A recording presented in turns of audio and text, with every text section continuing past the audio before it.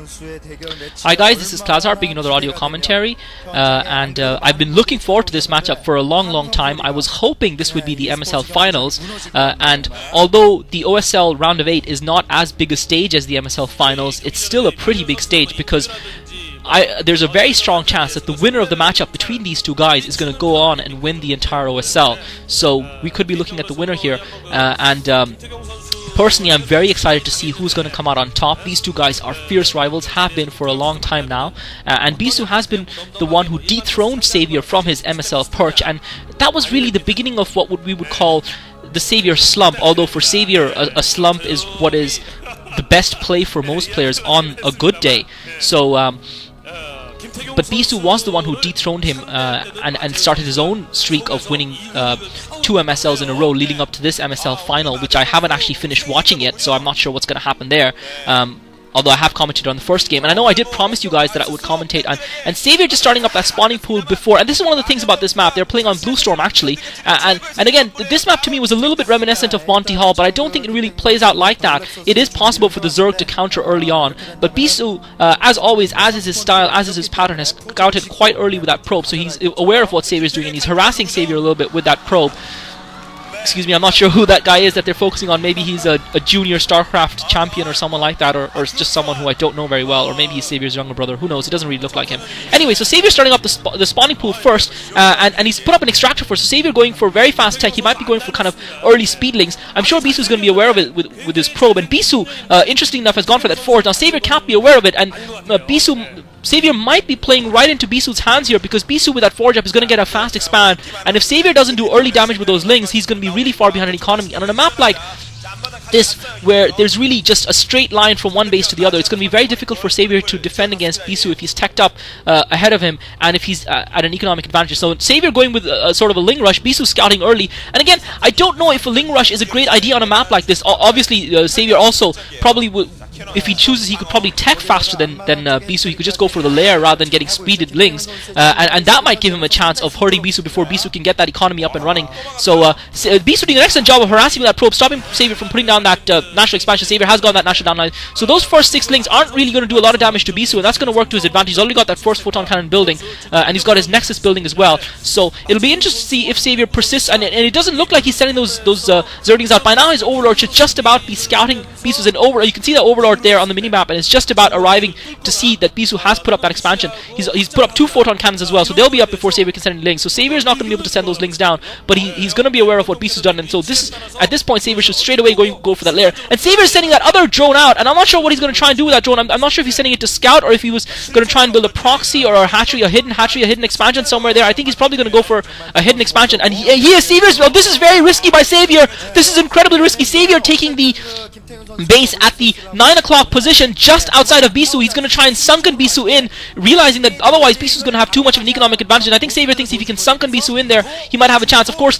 Bisu can just barrel down the middle, I think, and avoid that expansion. I'm not 100% familiar with this map, and Savior now sending those 6 Zerglings probably to keep Bisu boxed in a little bit and stop Bisu from scouting around too much. I'm sure Bisu, realizing that Savior has now scouted his expansion, is going to anticipate that Savior, and Savior putting up a Hydralisk there, so Savior not going for the lair. Savior going for an interesting strategy here. Savior putting up a Hydralisk there, and Bisu sending the probe circling around. I think Bisu's probe might be circling around. Savior sending those Zerglings around to try and prevent Bisu from scouting, because obviously if Bisu scouts that expansion, it's going to be Tata expansion for Savior, and Bisu putting up the Cybernet score, so Bisu starting up his tech as well. He's got that Nexus up and running. Bisu definitely with the economic advantage, and definitely in a position to be able to translate that economic advantage into something greater. Looks like Savior's, and I think that expansion, actually he's not going to go for a sunken. He's got that expansion there, so that his Hydralisks popping out from that expansion will be able to attack Bisu early on. Bisu, oh my god, Savior stops the pro from getting up that ramp. Bisu doesn't know what Savior has there. He's got Zerglings on both sides of Bisu's base, so Bisu's not going to have any scouting information. The only problem for Savior is, does he have the economy to keep this up? Bisu's putting that Stargate up. Once again, he's going to try and get that probe through, but that Overlord is sitting in a perfect position to see any probes coming up, plus the height advantage of the ramp, and Savior once again prevents Bisu from getting the probe through for the scouting. So Savior doing an excellent job of boxing Bisu in, really the perfect counter almost, one would think, to Bisu's strategy, and I don't think this was Savior, I don't know if this was Savior's initial plan all along to go for this kind of build. It certainly seems to be that Bisu's fast expand build is playing straight into what Savior's doing, although the final tell will be whether or not Savior's actually able to affect the victory. Now Bisu's got a Zealot as well as a Dragoon out, so And this is a little bit careless of Bisu, taking fire, and this was very careless from Bisu. His Zealot wandered up the ramp while his Dragoon was still firing at the Overlord, and Savior not losing a single Zergling while doing significant damage to that one Zealot. Now Saviour's Hireless are coming, they're obviously not upgraded at all. Savior will need to upgrade them. Bisu at this point in time does not have much. He's putting up the Sentinel add-on, he's putting up more defenses in his base. I'm not sure why he's doing that, not sure what he's expecting. I guess he saw the Extractor go up early, and he hasn't been able to scout Savior since, so he might be anticipating lair tech from Savior, and he might be setting up his defenses for that. And Bisu, unfortunately, is wasting his resources on that Photon Cannon in his main, because Savior's nowhere near having drop tech and is not going to for a long time. Savior's basically going to be fighting with tier 1 units. Bisu with only the one gateway, I'm not sure if he's going to be able to hold out. He's putting up the Templar, he's getting Corsairs as well, he's putting up a second Stargate as well, I think.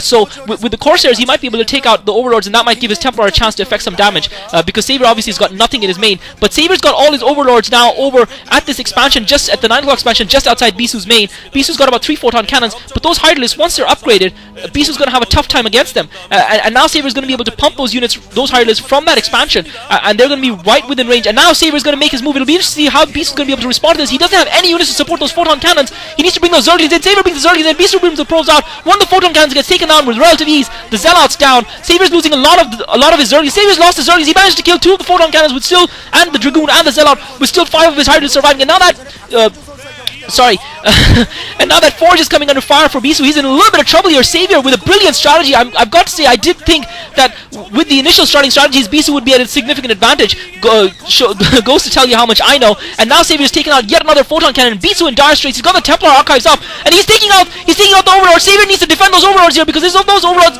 get taken down, Savior's going to be in huge trouble. He needs to defend the Overlords from the Corsairs. He needs to put those Hireless concentrate on saving the Overlords. The Overlords get taken down, and the Dark Templar is out. Savior's lost both his Overlords. This is going to be crucial here. Savior doing massive damage to Bisu's economy. He's not allowing that. Unfortunately, that one Dark Templar isn't really enough to take out Savior. And Savior's boxed off his Hireless, not really allowing the one Dark Templar to do a lot of damage. And meanwhile, he's delivering a significant blow. He's putting Bisu's economy to the sword here. Bisu still has that one next. He's lost a lot of probes in defending it, and that one Dark Templar, unfortunately, is just not killing things quickly enough. And now he's lost the Dark Templar. I'm not sure if he's got a gateway in his main. I haven't spotted to see if Bisu has a gateway in his main. Savior continuing to pump out the Hireless, and Bisu, he's still with that one Dark Templar. Savior trying to kill off as much of Bisu's base as he can, but now he's going to be forced to retreat a little bit, because his force has been whittled down, has been depleted, and he has now got another Overlord. Bisu's economy obviously has been significantly damaged. It looks like Saviour's going to take the first game in this matchup. So a surprising turn of events. I really thought that Bisu's initial build would defeat Saviour's, but Savior obviously planned. It looks like Savior designed this build specifically to counter Bisu's fast expand, and Bisu has played right into Savior's hands. Savior, if he had gone for the lair tech, he would have been done for, but really just exhilarating stuff from Savior. Brilliant strategy.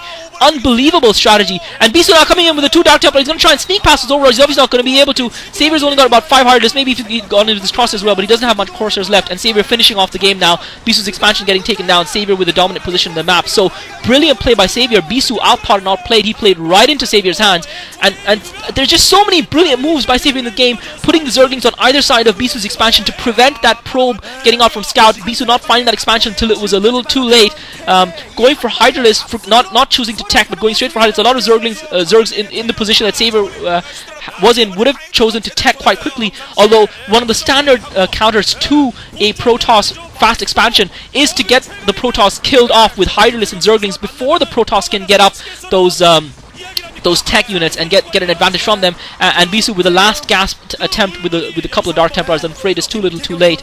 And Savior delivering the attack with near inch perfect timing, those Hydralisks arriving at just the right time to deal the perfect amount of damage to Bisu when he was the most vulnerable, taking out those Photon Cannon defenses, and obviously not the fact that he didn't allow Bisu to scout played a massive role in the game as well, because Bisu wasn't able to scout, he wasn't able to see what Savior was building, and that allowed Savior to have the maximum advantage, and also meant that Bisu wasted resources building defenses in his main. Those Photon Cannons were useless, and by the time those gateways went up, unfortunately for Bisu, it was too little too late. He only had a single Stargate in the end, and that wasn't enough, and you can see the 2 Photon Cannons, that was 300 minerals wasted by Bisu, unfortunately. So Savior outplaying Bisu at every level here, And one has to wonder how Bisu's confidence is going to be after this matchup and how it's going to affect him in the next matchup.